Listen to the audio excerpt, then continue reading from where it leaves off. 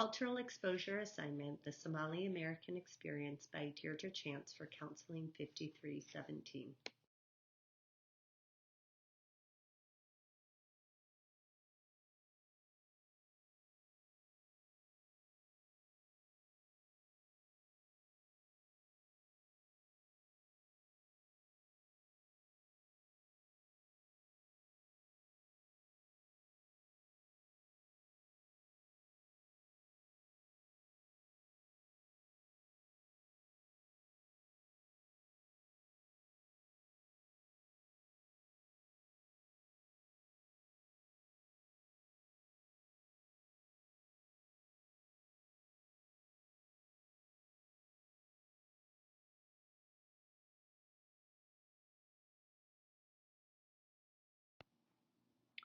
Historical patterns of immigration to the United States. Due to civil war in the 1980s and subsequent political and social unrest throughout the 1990s, there was large-scale migration of Somali refugees. This is often called the Somali diaspora. The Civil War was massive and far-reaching in impact both geographically and in demographics. Both young and old throughout the country have been impacted. Many Somali immigrants settled in Minnesota, my place of residence. Minnesota is home to the largest Somali community outside of Somalia in East Africa. Prominent Somali American customs, practices, and behaviors. Identity. Somali Americans share a collective identity as survivors. Somalians share generational stories of Somalian ability to survive extreme suffering. This includes both the contemporary sufferings due to Somalia's civil war, immigration, and even stories that go back to the Islamic prophet Muhammad. Spirituality. 99% of Somali Americans identify as Muslims. Their common practice of faith not only contributes to community resiliency, but it also provides a meaning-making framework. Collectivism and community oneness. Like many other African cultures, Somali Americans place a strong emphasis on helping the community and considering what is best for the community. Historical and current oppression. Somali Americans are often the victims of triple discrimination: Islamophobia, racism, and xenophobia, or the discrimination of immigrants in general. Somalian Americans can be stereotyped as being terrorists or proponents of radical, violent Muslim extremism. Somali culture can be viewed as inferior and a threat to non-Muslim culture. This has led to a bias that Somali Americans are un-American or against American values. The cultural event that I attended was the Somali Prime Minister's first ever visit to the United States and to Minnesota.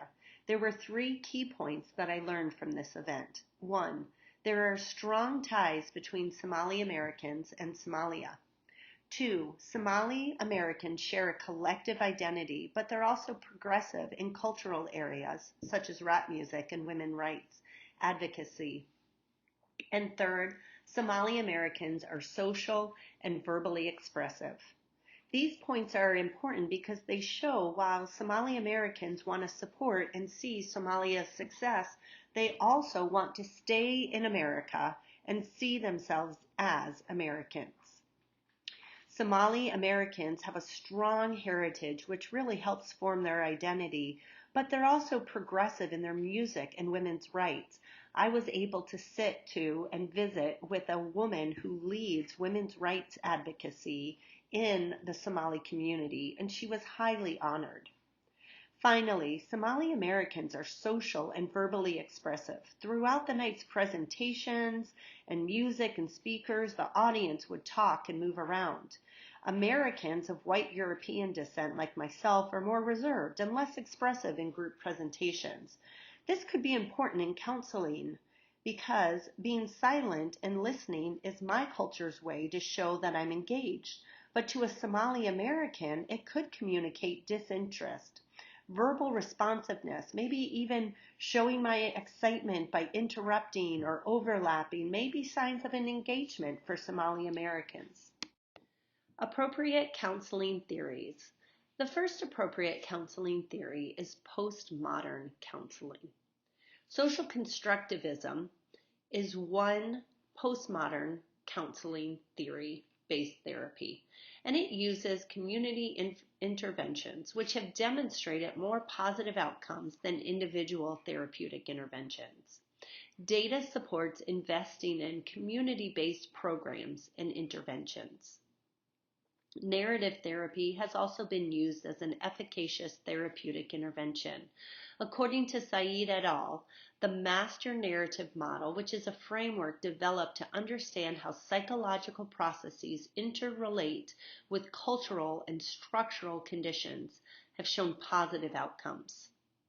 Another appropriate theory is cognitive behavioral theory.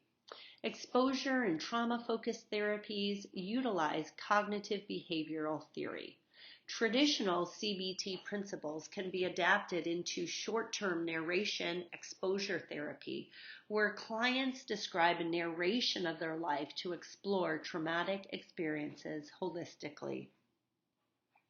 The counseling implication for me is that I need to understand and incorporate the social and communal aspects into counseling, which is to say I need to recognize the premise that knowledge and understanding is constructed through social processes and recognize and form a collaborative partnership in the therapeutic process where the client can tell their narrative, which will include both their community and individual experiences. This experience really led me to a greater and sincere appreciation and understanding of the Somali community. I think in the past, I likewise, because their culture is so visibly different than the dominant white European Americans, that had really been a barrier to me getting to know Somali Americans. So being able to go to this event and talk with Somali Americans and just immerse myself in their culture led to greater appreciation and understanding. I also met several people, one of whom I look forward to connecting to in the future and seeing how our different spheres can encourage and support one another.